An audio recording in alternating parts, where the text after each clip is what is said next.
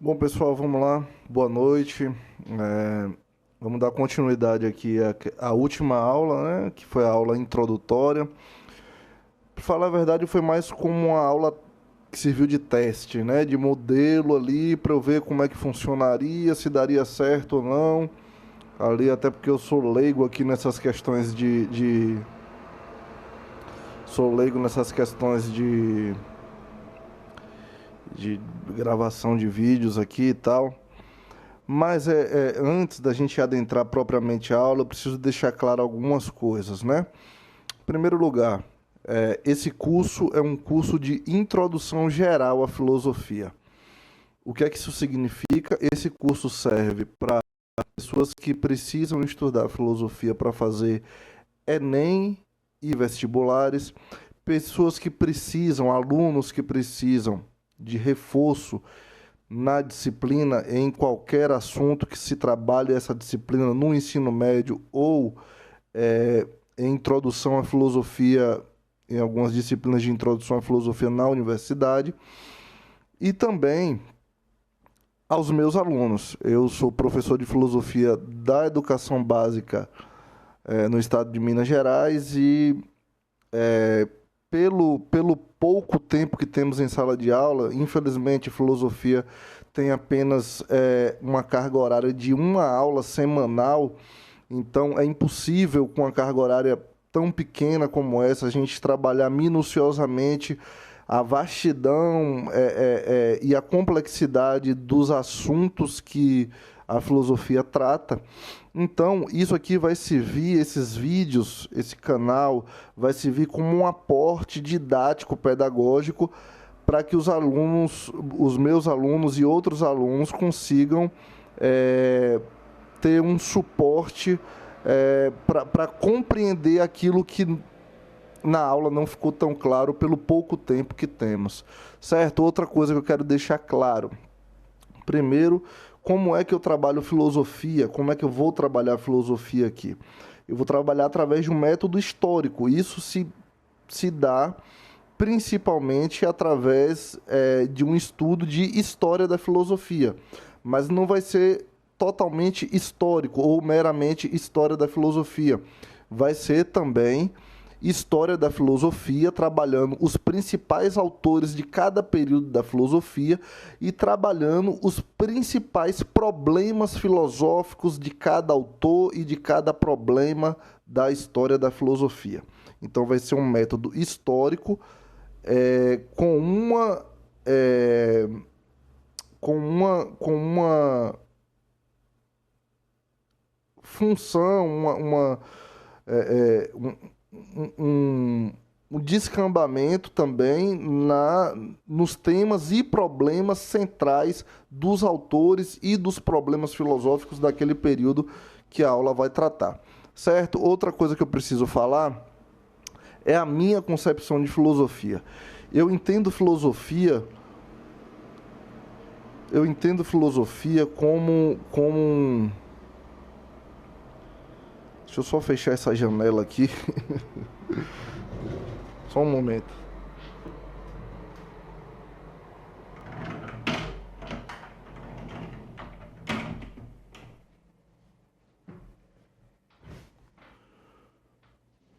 Voltando, eu entendo filosofia como uma filosofia concreta, uma filosofia que é uma análise da realidade.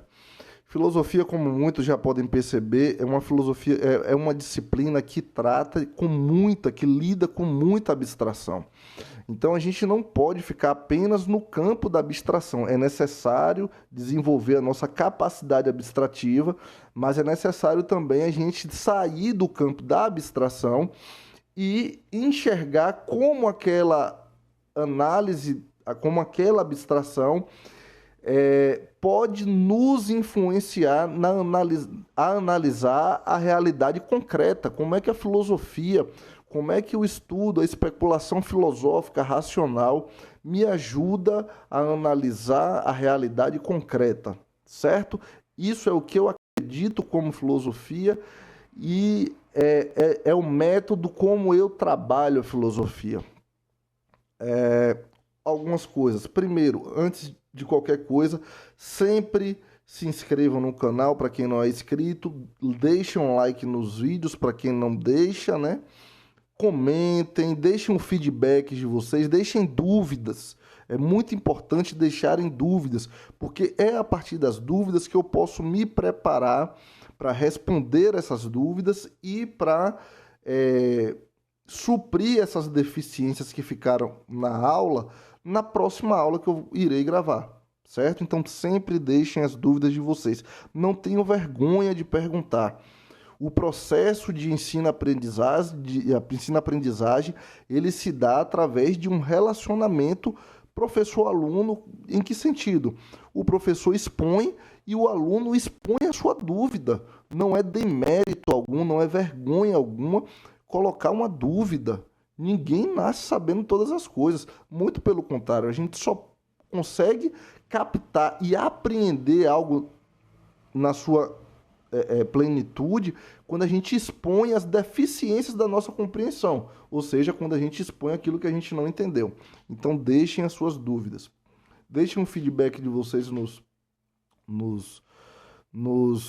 comentários, né? Eu peço também que compartilhem esses vídeos para pessoas que estejam se preparando para o Enem, que tenham dificuldade na disciplina de filosofia ou na universidade ou na escola, e para pessoas que desejam, que têm um interesse ou têm uma curiosidade em saber o que é que a filosofia trata, né? O que é filosofia. Isso aqui é um curso introdutório de filosofia, de maneira totalmente gratuita. Outra coisa que eu preciso falar é sobre os materiais didáticos que eu utilizo para preparar essas aulas. Eu utilizo 2 materiais didáticos para preparar as aulas. O primeiro, chamado História da Filosofia, de um autor chamado Giovanni Reale. O segundo, História da Filosofia, ou Uma História da Filosofia, de um autor chamado Frederick Copleston. O primeiro, né, a História da Filosofia do Giovanni Reale, eu consigo disponibilizar digitalmente para vocês. Eu tenho esse material físico, mas eu consigo disponibilizar de forma digital para vocês. Como é que eu posso disponibilizar isso? Eu penso em criar um grupo no Telegram, certo? Um grupo no Telegram, e nesse grupo vai servir até como o nosso grupo ali de estudos, onde eu sempre vou estar sinalizando qual vai ser o tema da próxima aula, o que é que a gente vai trabalhar nas próximas aulas. Vocês vão estar sempre informados de quando à medida que forem lançados, publicados novos vídeos. E nesse grupo eu também publico material didático, livro, seja lá o que for, artigo, que vão servir na compreensão dos assuntos que nós vamos trabalhar aqui. Esse material da História da Filosofia do Giovanni Reale eu posso disponibilizar nesse futuro ou possível canal do Telegram, se vocês concordarem e acharem que é uma boa ideia esse canal no Telegram, certo?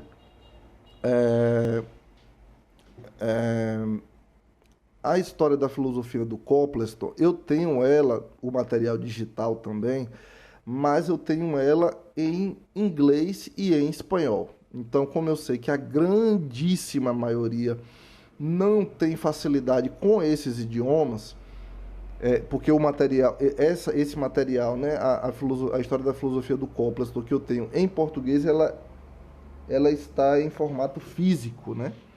Ela está em formato físico, que são 5 volumes ela, né? 5 volumes desse aqui, certo? E estando nesse formato físico, eu não tenho como disponibilizar para vocês. A História da Filosofia do Giovanni Reale, eu também tenho no formato físico, mas eu tenho também no formato digital, que é esse daqui, certo? Mas são 7 volumes desse aqui. Esse daqui, como vocês podem ver, cadê? É só o de filosofia pagã antiga, filosofia antiga, certo? Tranquilo, então deixem aí, eu vou tentar fazer, eu não sei mexer com essas coisas, estou aprendendo, eu vou tentar fazer uma enquete aí na descrição desse vídeo que eu vou publicar. se vocês concordam ou não com a ideia do canal no Telegram, tá certo? E, sem mais delongas, vamos passando para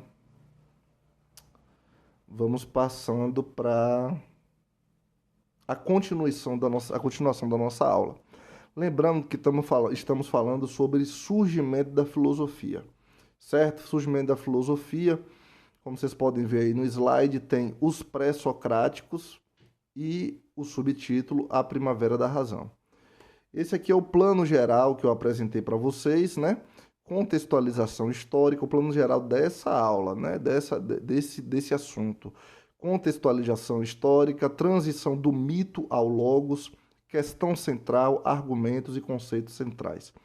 Nós paramos no contexto histórico, né? Demos uma explicada ali sobre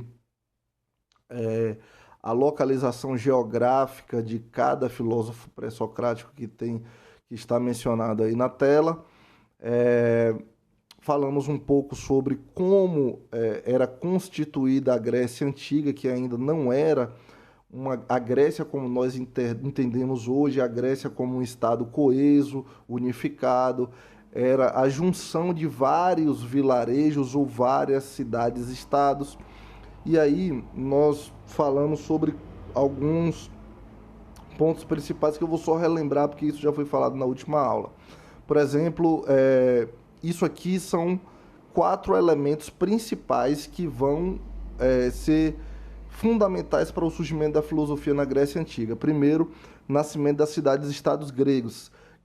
Isso está diretamente relacionado com o desenvolvimento ou com o surgimento da democracia ateniense.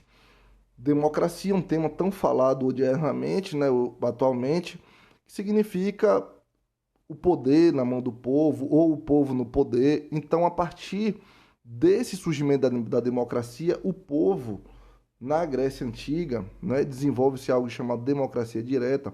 O povo passa a participar diretamente do governo das cidades-estados ou a escolher os seus representantes, que seria a democracia indireta. Isso também está relacionado, um outro tópico que está relacionado e que contribui muito para o surgimento da filosofia é o desenvolvimento da matemática no Egito. A gente já falou isso na última aula. Outro tópico, outro ponto, outra questão é o investimento em ciência e arte na região da Grécia. Essa produção de conhecimento artístico e científico na Grécia Antiga, nesse período, ele vai influenciar muito para o surgimento da filosofia. E, por fim, o comércio marítimo, principalmente, com as cidades fenícias. Observe que o elemento, se nós pegarmos esses 4 elementos e formos unificar, ou seja, simplificar em um, qual seria o único elemento que sintetiza tudo isso aí? O único elemento que sintetiza tudo isso aí é a relação comercial, cultural, religiosa, científica, artística, política da Grécia com os outros povos, dos gregos com os outros povos, certo? Eu acho que isso aí é necessário dar uma revisada até para não ficar disperso, tá bom? E aí a gente entra no segundo ponto, que é a passagem do mito à razão, certo? Na passagem do mito à razão, primeiro a gente deu a definição de mito. Eu falei sobre isso ontem, né? O mito é uma narrativa, é passagem também do mito ao logos, né? O que é um mito? O mito é uma narrativa com uma finalidade explicativa. E aí vem 3 pontos que estão ali interligados à questão do mito. As cosmogonias, que são as explicações da origem do mundo. A mais famosa delas é a Teogonia de Hesíodo, que nessa Teogonia o poeta grego Hesíodo ele explica a origem dos deuses e ele explica a origem do mundo, né? Não só a origem dos deuses, falando de mitologia grega, mas também a origem do mundo. O mito do herói. Qual é a pergunta do mito do herói? Quem nós somos? Quem eu sou, né? Para exemplificar isso, tem lá o mito do Prometeu acorrentado, que ele vai no Olimpo e ele rouba o fogo que era característico apenas dos deuses e distribui aos seres humanos. Esse fogo ele é interpretado de várias formas. É um fogo que auxilia na produção de alimento e tudo mais. A partir daí as pessoas começam, o ser humano começa a produzir, a elaborar melhor seus alimentos através da cozinha ali, da culinária. Mas o que importa para nós aqui é a interpretação que interpreta esse fogo dos deuses roubado por Prometeu e trazido ao ser humano é o fogo do conhecimento. O fogo do conhecimento, da racionalidade. A partir desse momento, o ser humano obtém algo que somente os deuses tinham, que era o conhecimento, que era a racionalidade. E por último tem ali o termo escatologia, que significa doutrina do fim dos tempos. O que é que a escatologia pergunta? A escatologia pergunta qual o nosso destino. Se vocês querem um paralelo sobre o que é escatologia, está lá no livro bíblico do Apocalipse. O Apocalipse é uma resposta escatológica a qual seria o destino do ser humano numa perspectiva da visão da religião cristã, certo? Então, resumindo, né, mais uma vez, lembrando que tudo isso é um resumo do que eu falei na aula passada.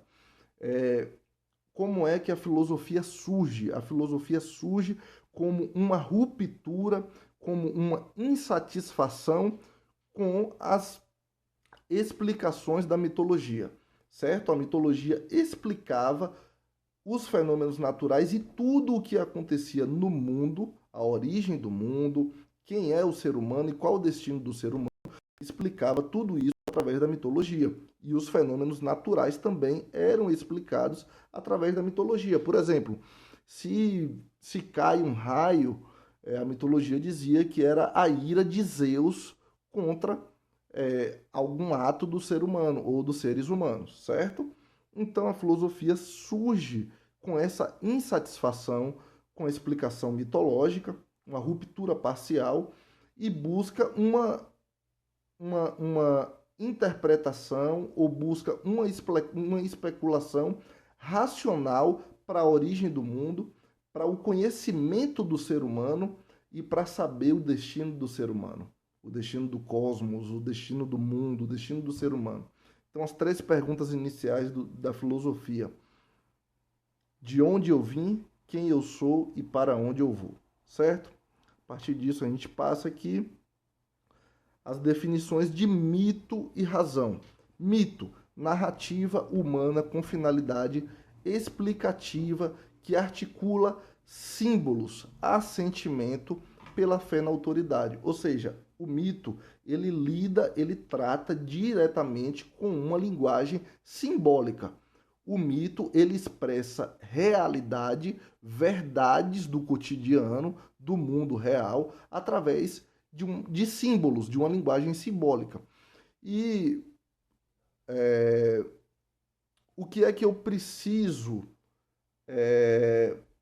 para acreditar no mito, né? Um assentimento pela fé na autoridade de quem distribui essa narrativa, de quem espalha essa narrativa, né?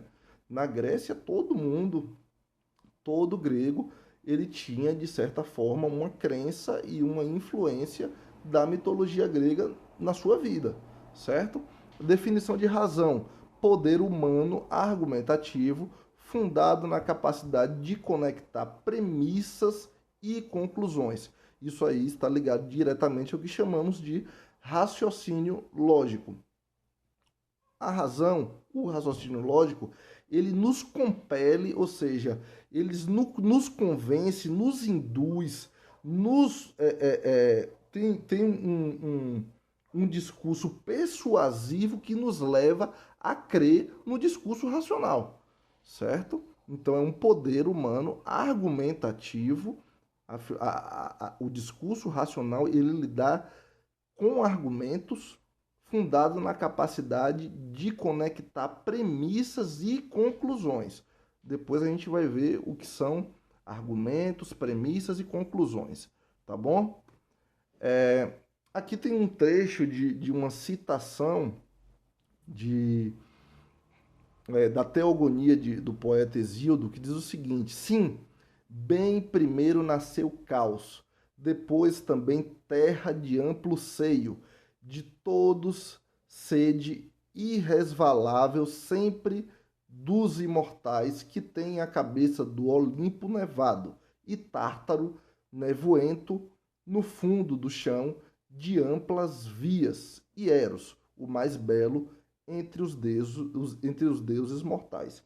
Aqui, nesse pequeno trecho, é uma síntese, na verdade, é um resumo de como os gregos entendiam a origem do mundo. O mundo era caos, o mundo era regido por caos, certo? Então, a Terra era regida por caos. O que aqui é caos? Caos significa desordem. O Olimpo era o lugar, era o monte do Olimpo que na mitologia era o local de morada dos deuses, era onde os deuses habitavam. O Tártaro é chamado de, depois vai ser chamado aí de Hades, que é o mundo dos mortos, certo? O mundo dos mortos. E Eros, ele depois vai ser identificado como amor, mas ele é a força propulsora, a força é, é, que propulsiona, que motiva, que move o ordenamento do caos. Por isso ele é o mais belo entre deuses imortais, certo?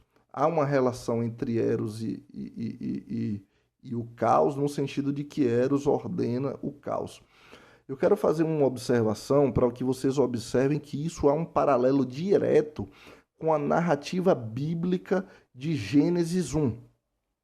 No primeiro versículo de Gênesis 1, o que é que está escrito?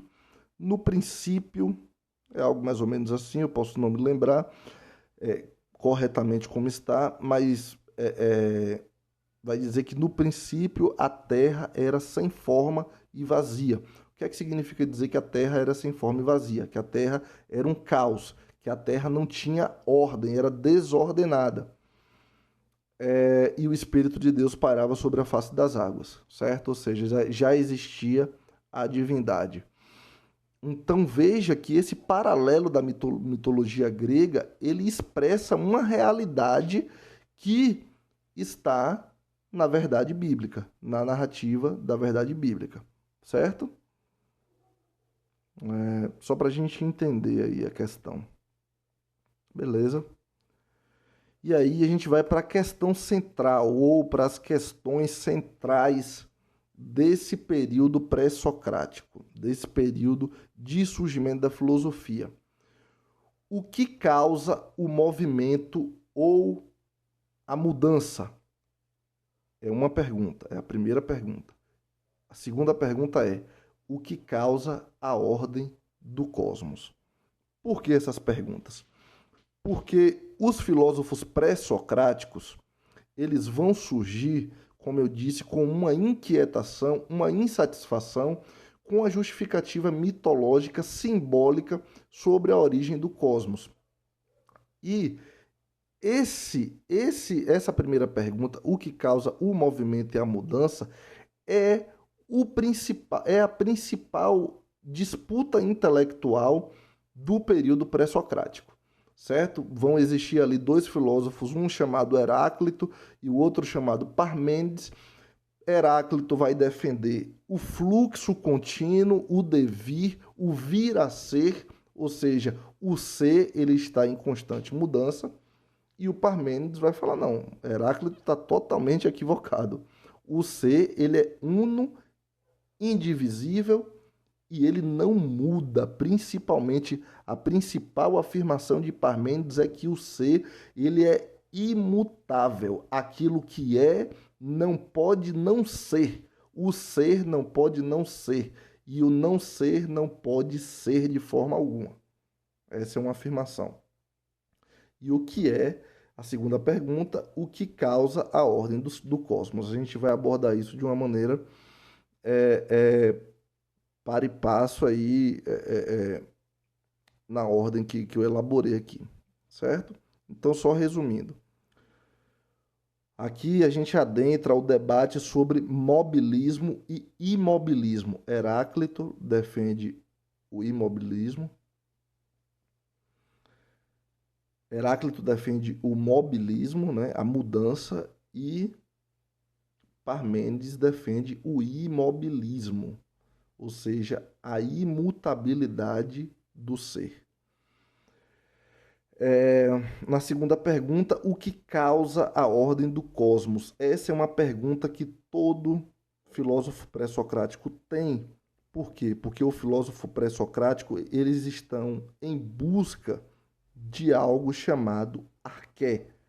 Arqué significa princípio primeiro, ou primeiro princípio. Eles estão em busca de um princípio primeiro que justifique, que explique a geração e a criação de tudo aquilo que existe na natureza. Então, eles estão à procura de um arqué que dê origem à physis, ou seja, physis significa natureza, arqué significa primeiro princípio.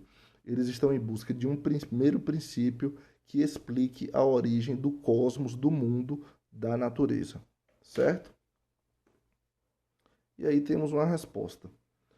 Um primeiro princípio, ali, arqué, em grego, deve causar as mudanças e transformações na natureza, physis, gerando assim o movimento dos seres, certo? Um primeiro princípio deve causar as mudanças e transformações na natureza, gerando assim o movimento dos seres. Então, quando os pré-socráticos eles estão em busca de um primeiro princípio, eles precisam buscar um primeiro princípio que seja a causa geradora de mudança e transformação na natureza e que gere também o movimento dos seres, certo? Então, eles precisam buscar na natureza um primeiro princípio que seja a causa das mudanças e das transformações na natureza e que gerem, assim, o movimento dos seres naturais. Ok? E aí a gente vem diretamente para os pré-socráticos, né? Aqui a gente adentrando a escola milesiana, ou seja, a escola de Mileto. Esse é considerado por muitos, esse camarada aí, como o primeiro filósofo. Ele é chamado Tales de Mileto, porque ele é da cidade de Mileto. Só para dar uma explicada, talvez vocês estejam se perguntando por que esses filósofos são chamados de pré-socráticos. Porque na história da filosofia, a figura de Sócrates ela é uma figura central. A filosofia ela se divide em período pré-socrático, ou seja, que vem antes de Sócrates, se divide no período socrático, que é o período onde Sócrates viveu e teve a sua atividade filosófica, e se divide em período pós-socrático, que é o período posterior a Sócrates. Sócrates ele faz uma virada na especulação filosófica que a gente vai tratar depois. Mas nesse período pré-socrático, ou seja, anterior a Sócrates, os filósofos pré-socráticos eles estarão preocupados em investigar o cosmos, a natureza, certo? A origem do mundo, certo? Tales de Mileto tem ali uma citação de Aristóteles, né? Tales, o fundador de tal filosofia, diz ser a água o princípio, e por este motivo também declarou que a terra está sobre a água, levando sem dúvida a esta concepção por ver que o alimento de todas as coisas é úmido. Olha, é muito interessante assim. Tales vai dizer que a arqué, o princípio primeiro de tudo o que existe no mundo, o mundo se origina na água. Por quê? A natureza, as coisas naturais se originam na água. Por quê? Porque, veja bem, ele usa a seguinte justificativa. Se você observar, tudo aquilo na natureza que está vivo contém água ou contém umidade. E tudo aquilo que está na natureza que é morto não tem água, está ausente de água ou ausente de umidade. Vou dar um exemplo para vocês entenderem. Se vocês pegam o corpo humano, né, o nosso corpo humano, e se eu faço um corte, se eu faço um corte aqui no meu braço, o que é que vai sair do meu corpo? Vai sair sangue, certo? E sangue é composto de água. Significa que tem vida no meu corpo. Se eu pego uma folha, esse exemplo eu acho que é um pouco melhor. Se eu pego uma folha de uma árvore e eu quebro ela no meio, essa folha, se você pegar ali na parte onde você quebrou a folha, onde você partiu a folha, você vai ver que tem um líquidozinho ali, um líquido, uma umidade que sai da folha, sinalizando que aquela folha estava viva, tinha vida nela. Mas se você pega uma folha seca e você parte essa folha, você não vai ver umidade e nem água nessa folha. Por quê? A folha seca significa que a folha estava morta. Entendeu? Então, seguindo essa linha de raciocínio, para Tales, tudo aquilo o que tem água tem vida. Tudo aquilo o que está ausente de água está morto. Então, por isso, a água é o princípio primeiro de tudo que existe. Certo? Esse aí é o argumento que eu acabei de falar, né? Tudo que é quente vive com o úmido, ou seja, tudo que é vivo vive com o úmido, com a água. Essa é a premissa 1. Premissa 2, tudo o que é seco é morto, tudo o que é ausente de água é morto. Premissa 3, todas as coisas se alimentam do úmido. Tudo o que é vivo precisa de água para sua subsistência. Tudo. Todo ser vivo nesse mundo precisa de água para sua subsistência. E aí o Tales de Mileto ele vai chegar à conclusão, logo, o alimento de todas as coisas é a água, certo? É o princípio primeiro de todas as coisas é a água. Aqui temos uma citação de Simplício, Tales de Mileto, filho de Exâmias e Hipão, que parece ter sido ateu, afirmava que a água é o princípio, tendo sido levado a isto pelas coisas que lhe apareciam segundo a sensação. Pois o quente vive com o úmido, as coisas mortas ressecam-se, as sementes de todas as coisas são úmidas.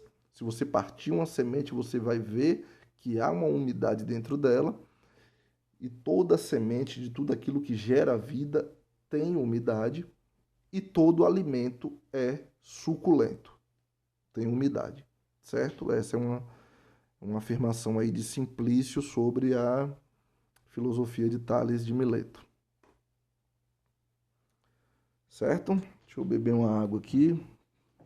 Deu um pouco de sede.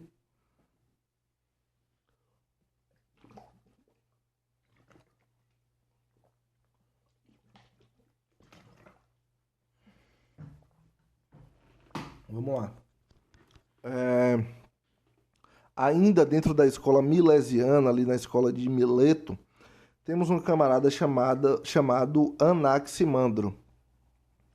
Aí tem uma citação de Simplício sobre Anaximandro que fala: é algo ilimitado que dá origem a todos os céus e mundos, e também aquilo que causa a destruição. Simplício está se referindo ao áperon. O áperon é aquilo que Anaximandro vai defender que seja a arqué, um princípio primeiro de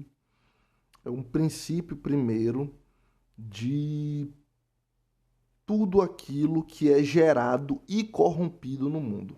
É o princípio de geração e corrupção de tudo aquilo que que existe no mundo. Esse áperon é algo que a gente não consegue constatar na natureza, porque ele pode ser qualquer um dos elementos naturais. É uma espécie de proto-elemento, sabe? O áperon, ele é indeterminado, ou seja, indeterminado é dizer que ele não tem uma determinação física.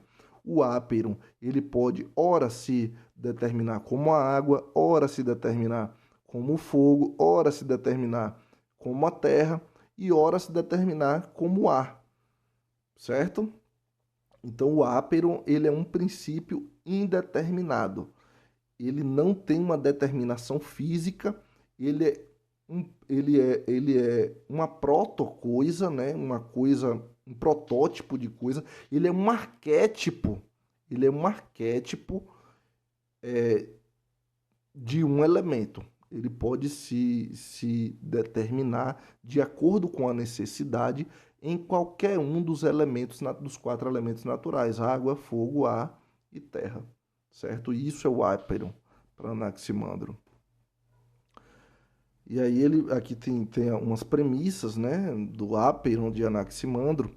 Premissa um: é correto afirmar que cada coisa composta de um elemento pode tornar-se outra coisa feita de outro elemento, certo? Nisso aí, o Anaximandro está dizendo, ele está discordando daqueles que são chamados monistas. É bom a gente falar um pouco sobre isso, porque dentro desses filósofos pré-socráticos existem os monistas, aqueles que defendem que existe um único elemento primordial ou princípio primeiro, uma única arqué. Eles são chamados de monistas ou unitaristas. E tem os pluralistas, que são aqueles que defendem que há mais de um elemento que pode ser considerado como arqué ou como princípio primeiro, que há vários elementos. Por isso são pluralistas, né? Porque defendem que são vários. Voltando à premissa de Anaximandro, é correto afirmar que cada coisa composta de um elemento pode tornar-se outra coisa feita de outro elemento, certo? Por exemplo, uma coisa feita de água pode depois se tornar uma coisa feita de terra, certo? Beleza? Se uma coisa X pode transformar-se em Y e Y pode transformar-se em X, ou seja, se uma coisa feita de água pode se transformar em terra e se uma coisa feita de terra pode se transformar em água, nenhum desses elementos é primordial. Nenhum desses elementos é o princípio primeiro, é o elemento primordial. Logo, deve haver um elemento Z primordial e subjacente a todas as mudanças. Esse elemento Z primordial e subjacente a todas as mudanças é o que o Anaximandro vai chamar de áperon, que é esse elemento primordial indeterminado, indefinido, que pode se adequar a qualquer forma de elemento. Pode se adequar à forma de água, à forma de terra, à forma de fogo e à forma de ar, certo?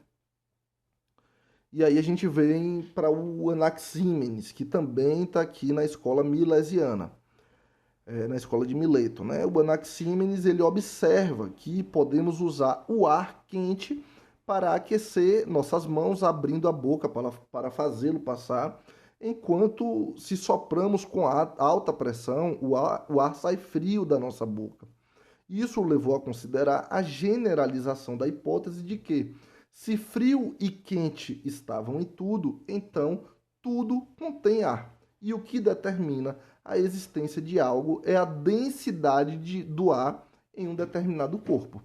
Ele vai defender, é muito parecido com a de Tales, ele vai defender que tudo o que tem vida tem ar, e tudo o que tem vida tem ar quente e frio, então o ar ele é o elemento primordial, certo? Só que o que vai determinar a existência de algo enquanto vivo ou não é a densidade de ar nesse corpo, certo? É a densidade do ar. A gente parte agora para a escola de Éfeso, né?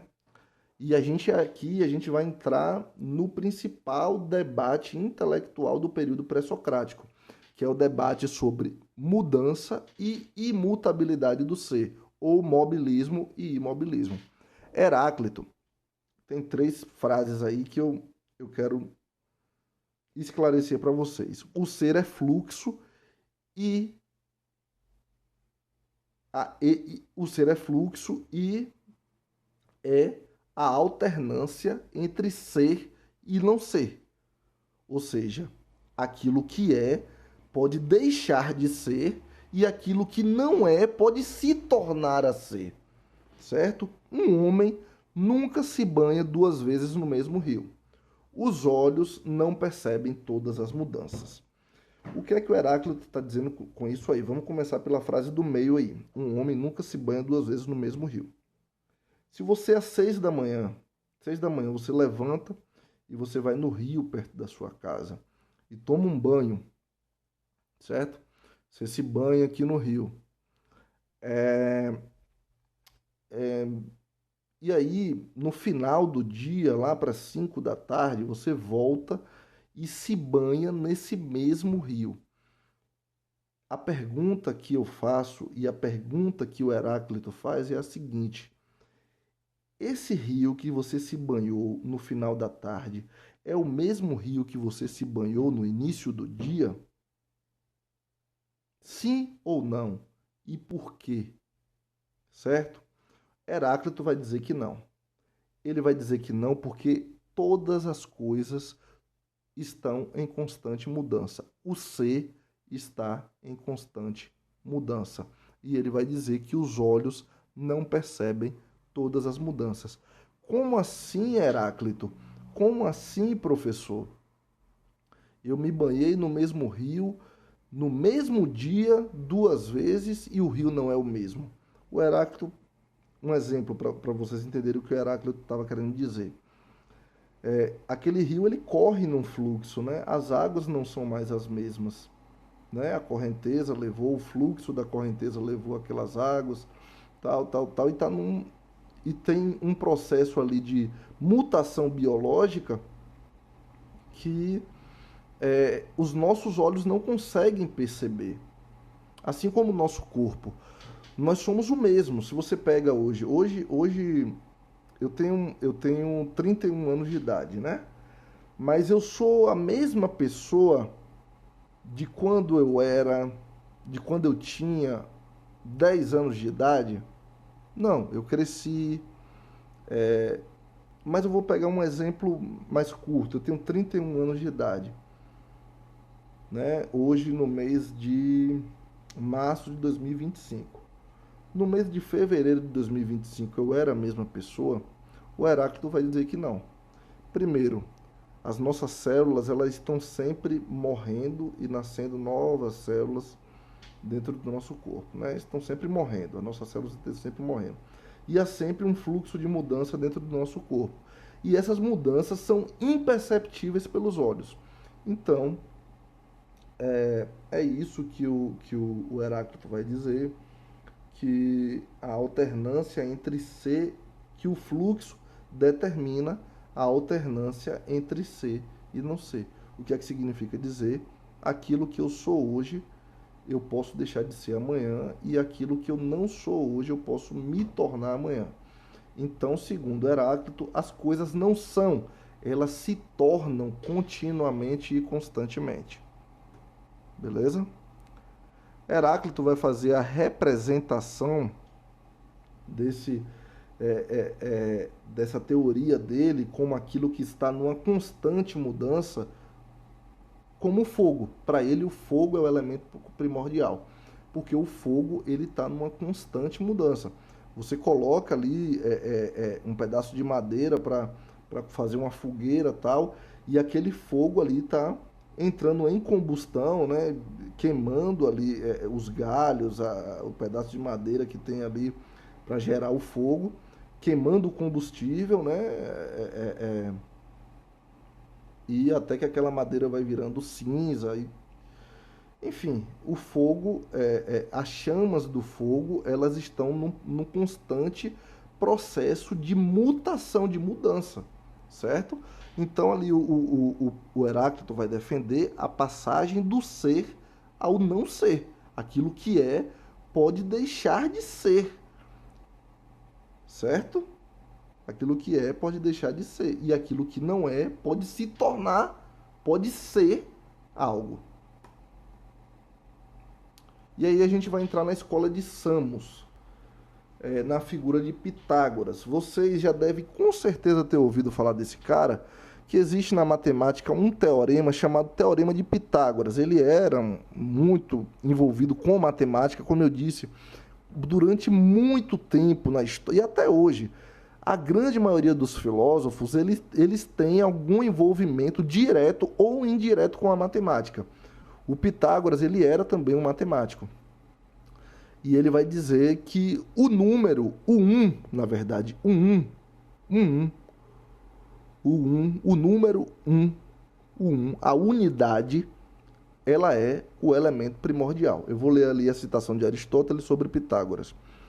Os assim chamados pitagóricos, tendo-se de dedicar às matemáticas, foram os primeiros a fazê-la progredir. Dominando-as, chegaram à conclusão de que o princípio das matemáticas é um princípio de todas as coisas. Então, o Pitágoras vai dizer, os pitagóricos vão dizer que a matemática, ela é o fundamento de tudo aquilo que é. E qual é o fundamento da matemática? É a unidade. Sem unidade não existe matemática, né? Sem unidade não existe como especular nada no âmbito da matemática. Então, ele vai colocar o 1 como o elemento primordial. O número para Pitágoras representado na unidade, ele é o elemento primordial, é o princípio primeiro, é a arqué de onde deriva todas as coisas. Ele vai dizer que 10, ele é o número perfeito, o número 10, porque ele é o símbolo dos 4 elementos: terra, ar, água e fogo, certo?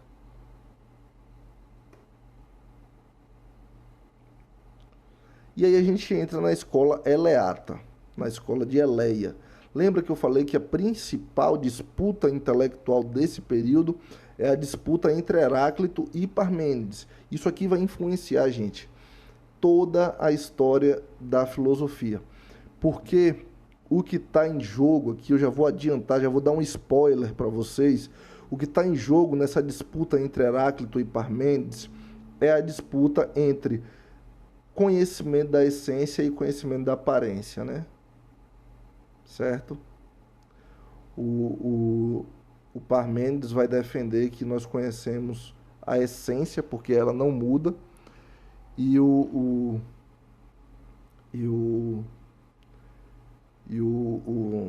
Heráclito vai dizer que nós conhecemos a aparência, mas isso é um assunto para depois. Então, o Parmênides, ele vai dizer o seguinte: necessário é o dizer e pensar que o ente é, pois é ser, e o nada não é, certo? O ser é uno, eterno, imutável, indivisível e esférico. Trazendo para uma linguagem mais acessível, isso aqui ele está falando de substância, de essência das coisas. A filosofia de Parmênides vai influenciar a grande maioria dos filósofos na história, na tradição filosófica. O que é que o Parmênides está dizendo? O Parmênides está dizendo que ser é pensar. E o Parmênides vai dizer que o ente é uma determinação do ser. Ou seja, nós humanos, nós somos entes, né? É aquilo que aparece na realidade, que é uma determinação do ser, que é algo muito maior que não aparece na realidade. Não aparece de forma visível e tangível e palpável, certo? O nada não existe, cara. Como é que eu posso falar do nada? Me diga aí, o que é o nada? O nada não é. O nada não tem ser. O nada não é, não existe. É inconcebível pensar o nada. Se eu falar para vocês aí, eu vou dar um minuto para você pensar o nada. O que é que você consegue pensar? Você não consegue pensar. Vai vir diversos pensamentos na sua mente só em tentar, só em você tentar em pensar o nada, você já está pensando alguma coisa. Veja que loucura, certo? Então o Parmênides ele vai defender a imutabilidade do ser. O ser não muda. E aí o Parmênides ele tem duas vias, a via da opinião, que é a doxa, e a via da verdade, que é a aletheia. A via da opinião é o caminho da doxa, opinião. Por isso é também o caminho da experiência sensorial. Via da verdade é o caminho da aletheia, verdade. Parmênides acreditava que a verdade só poderia ser descoberta independentemente dos sentidos, ou seja, através do uso do intelecto. Afinal, a verdade é imutável. O que é que o Parmênides está dizendo? Isso aqui, se você parar para pensar, um filósofo da modernidade chamado René Descartes vai dizer essa mesma coisa aqui. Ele vai dizer que a experiência sensorial engana, os sentidos nos enganam. Qual é a fonte de conhecimento verdadeiro? O intelecto, a razão, certo? Então, ele faz uma oposição ao conhecimento da aletheia, que é o conhecimento da verdade, que é o conhecimento do intelecto, que é o conhecimento do ser. Ele faz uma oposição ao conhecimento da doxa, que é a opinião, ou seja, o conhecimento dos sentidos, o conhecimento do não ser, do que não existe, do que não entrou na esfera da realidade. O não ser não está na realidade. É por isso que você não tem como pensar o não ser, porque o não ser não vigorou ainda, não entrou, não adentrou na esfera da realidade. Adentrar na esfera do ser é adentrar na esfera da realidade concreta, certo?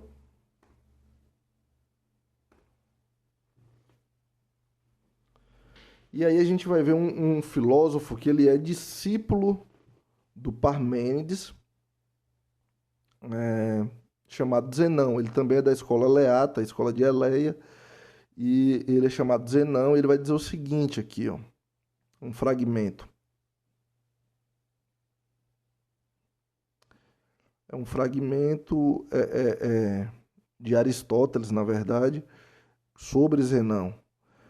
Há quatro argumentos de Zenão a respeito do movimento que oferecem dificuldades a quem queira resolvê-las. Lembra que eu falei que esse problema, quando a gente estuda filosofia, a gente tem que sempre procurar qual é o problema que aqueles filósofos estão tentando responder. Esses pré-socráticos estão tentando responder o problema da mudança e do movimento, certo? E da origem do cosmos também, do mundo, né?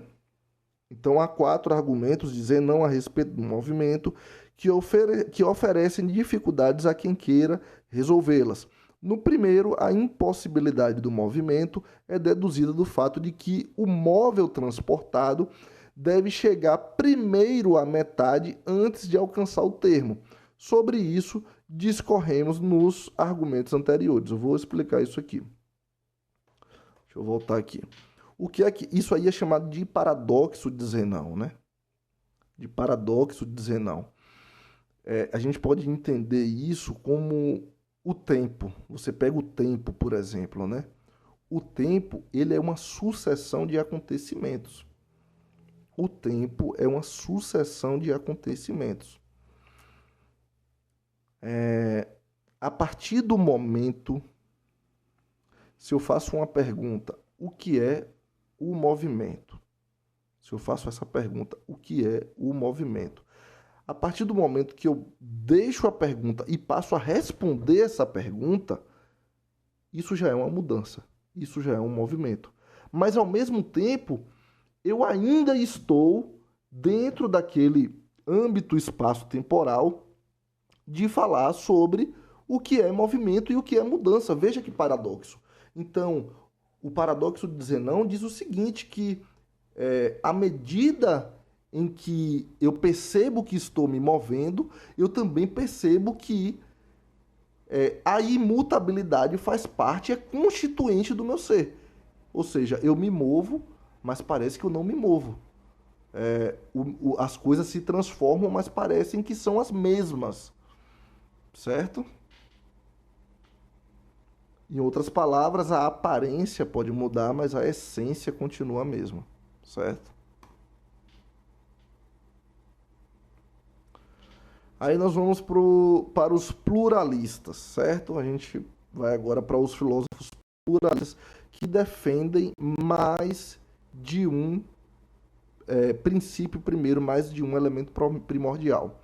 O primeiro deles é o chamado Anaxágoras. Ele vai defender que as homeomerias são os elementos primordiais que dão origem a tudo, ao cosmos e a tudo na natureza. Anaxágoras, de Clasômenas, anterior a Empédocles na idade, mas posterior na produção de obras, afirma que os princípios são infinitos.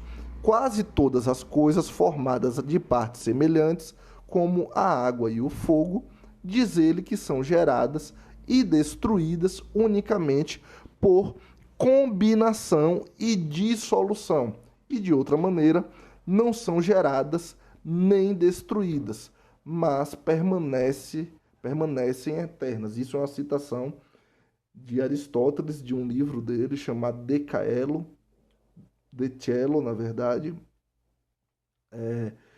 que é traduzido, né, é o do céu, e ele vai dizer o seguinte, essas homeomerias, elas são as substâncias elementares das quais todas as coisas que existem no mundo físico, natural, derivam, certo?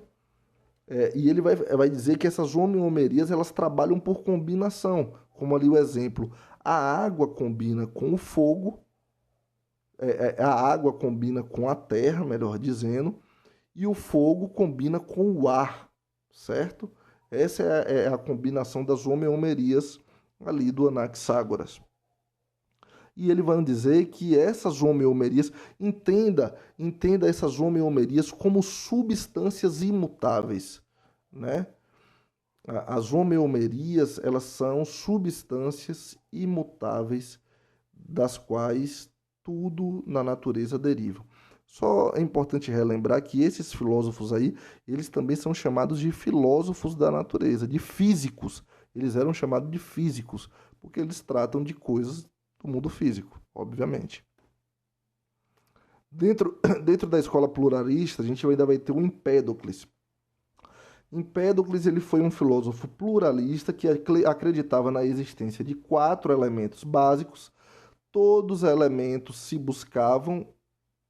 O fogo busca o fogo, por isso, quando acendemos uma fogueira, o fogo sobe, pois ele busca a bola incandescente do céu, o sol.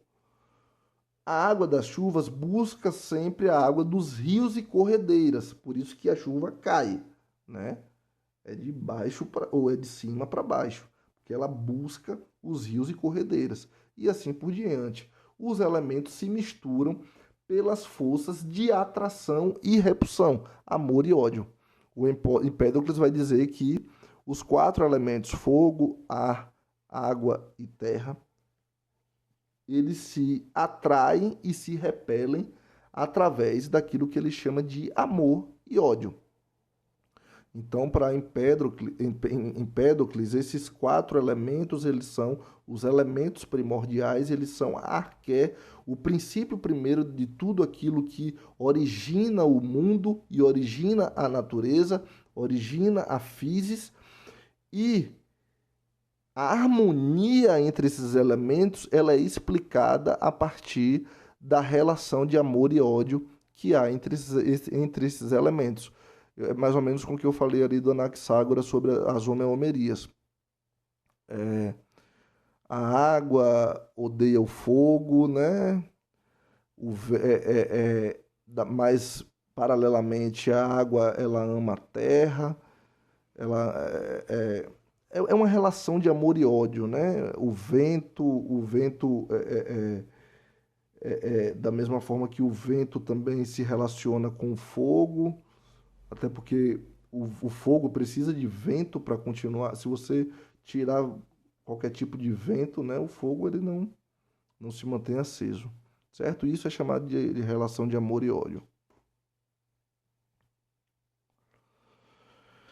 Dentro agora da escola atomista, né, ainda a escola pluralista, mas a gente entra agora nos chamados atomistas. E o primeiro deles é o chamado Demócrito. Esse é um cara muito conhecido na química, que ele é conhecido como o fundador do átomo. Gente, lembrando que a gente está falando aqui de 600 anos antes de Cristo. Esses caras não tinham nada de desenvolvimento tecnológico. Todas essas constatações que eles chegavam, isso aí é de você ficar boquiaberto. Todas essas constatações que eles chegavam era somente através da observação da natureza e da especulação intelectual racional. Eles não tinham nenhum aparato tecnológico para descobrir essas coisas, sabe? 600 anos antes de Cristo. Demócrito, ele é o filósofo atomista, e ele vai dizer que, na verdade, cada um dos elementos indivisíveis é tanto pesado quanto maior. Isso é uma citação de Aristóteles. Então, qual é a teoria do átomo, né, do Demócrito? O Demócrito vai dizer que o átomo ele é aquilo que ele é o elemento primordial de tudo o que existe na natureza e o que dá origem ao mundo. E o que é o átomo para Demócrito? O átomo é a menor partícula possível de qualquer coisa. Se você pega o universo, você pode dividir o universo em diversas partículas. Na menor partícula indivisível do universo, isso é o átomo, certo? E esse átomo, ele foi o que originou o mundo, o cosmos, o universo e tudo que existe na physis, na natureza, tá bom? Agora vamos chegar às nossas conclusões. A ciência natural grega, ou seja, a física, isso aqui é física, a física grega criou diversas teorias sobre o ser. As principais teorias ficaram conhecidas como mobilistas e imobilistas, ali a querela a disputa entre Heráclito e Parmênides. O ser é mutável, e Parmênides vai dizer que o ser é imutável. E os unitaristas, ou também chamados de monistas, e pluralistas. O que é que os unitaristas dizem? Os monistas, que só existe um elemento primordial que pode ser chamado de princípio primeiro que originou o mundo e todas as coisas. Os pluralistas vão dizer não, existem alguns, mais de um elemento primordial que dão origem ao mundo e todas as outras coisas no universo, certo? E aqui é só um resumo do que é arqué, né, o primeiro princípio para cada um dos filósofos que nós mencionamos. Né? Qual o primeiro princípio? Qual é o elemento primordial? Para Tales é a água, para Anaximandro é o áperon, para Anaxímenes é o ar, para Heráclito é o fogo, para Parmênides é a esfera, para Zenão é o eterno ciclo iniciado no fogo, para Demócrito é o átomo, certo? E aqui a gente tem alguns conceitos centrais. Aqui tem o termo escrito em grego, tem a transliteração e tem a tradução. A gente vê ali arqué. Esses são os conceitos centrais que vocês precisam gravar, vocês precisam memorizar para entender esse tema de filosofia pré-socrática, né? De surgimento da filosofia. O primeiro e o mais importante, arché, significa primeiro princípio. O segundo, physis, significa natureza. O terceiro, ontos, significa ser. O quarto, logos, significa razão. O quinto, cosmos, que significa ordem, universo ou também mundo. Certo? Bom, é isso, pessoal. Finalizamos esse primeiro tema, que foi o surgimento da filosofia e filósofos pré-socráticos. Finalizamos. Espero que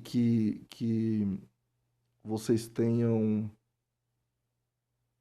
gostado da aula, tenham adquirido algum conhecimento. Eu quero deixar aberto aqui para vocês os comentários para qualquer tipo de dúvida. Eu vou deixar lá a questão da enquete do grupo do Telegram, porque lá no Telegram eu posso ter um controle maior de quais têm sido as dúvidas de quem tem assistido os vídeos, certo? E no Telegram, e a partir de saber as dúvidas de vocês, eu posso, nas aulas posteriores, responder a essas dúvidas e esclarecer melhor, certo? Eu vou deixar esse grupo no Telegram e também nesse grupo do Telegram eu vou postar os materiais que eu acredito que é de extrema serventia para vocês que querem adentrar nesse mundo da filosofia, que é a história da filosofia em 7 volumes do Giovanni Reale. Certo? Agradeço aí a todos pela atenção. Me deem esse feedback, eu preciso do feedback de como tem sido, se tem sido difícil demais, se tem sido muito fácil, se tem sido complicado, se está dando para entender.